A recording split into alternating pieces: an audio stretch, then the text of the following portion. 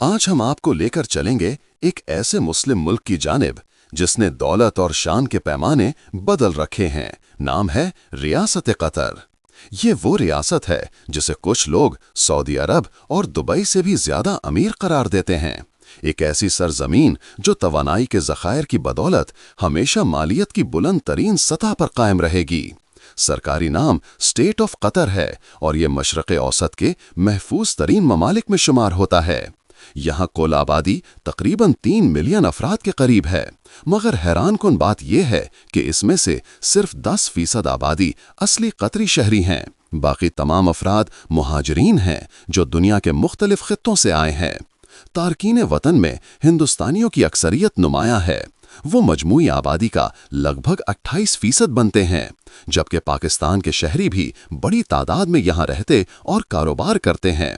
अंदाज़न 1,75,000 पाकिस्तानी यहाँ बसते हैं और मुख्तलिफ पेशों से खासी आमदनी हासिल करते हैं।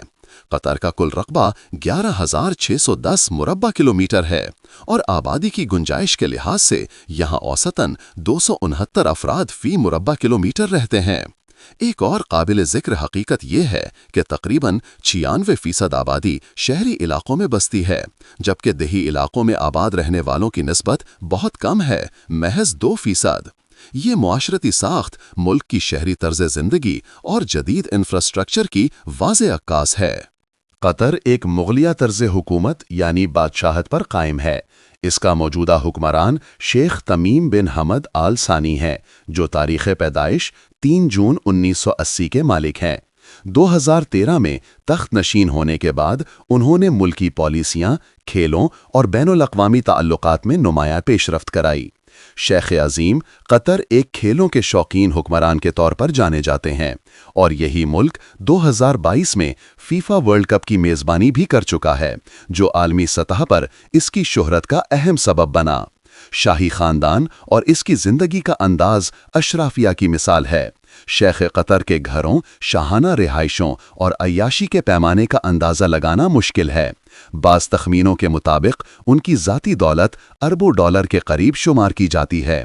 इनका ज़ाती ख़ानदान और रहन सहन दारुल हुकूमत दोहा में मरकूज़ है और शाहाना सहूलियात और लाइफस्टाइल कतर की हुक्मरानी और साख की अलामत हैं। मुआशी नुक्ता नज़र से कतर की दौलत की बुनियाद उसके वसी तेल और गैस के ज़खायर हैं। यही वसाइल मुल्क को खुद कफ़ील बनाते हैं और तवीलुल मुद्दती खुशहाली की ज़मानत फराहम करते हैं। इस दौलत का बराह रास्त असर शहरियों के मेयार ज़िंदगी, फलाही प्रोग्राम्स, इंफ्रास्ट्रक्चर और दिफाई तवानाई पर देखा जाता है।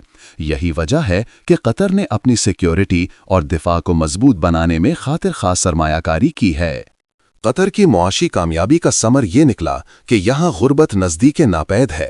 बेरोज़गारी की शरह महज 0.13% बताई जाती है, यानी 3 मिलियन अफराद में सिर्फ तकरीबन 3,900 अफराद बेरोज़गार हैं।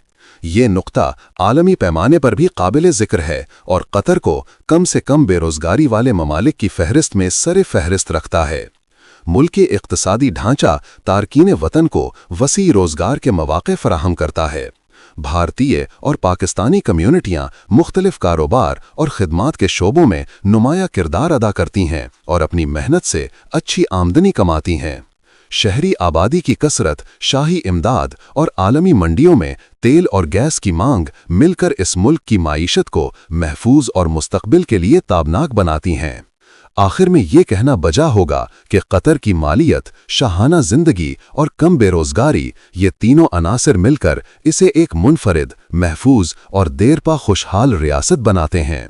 जब दौलत का बड़ा हिस्सा कुदरती वसाइल से आता हो और इसे हिकमत अमली के तहत मुल्क की तरक्की में बरोएकार लाया जाए, तो उस मुल्क के लिए गुर्बत का इम्कान कम और खुशहाली के इम्कानात मुस्तकिल रहते हैं और कतर इसी माहिर नज़्म व नस्क़ की जिंदा मिसाल है।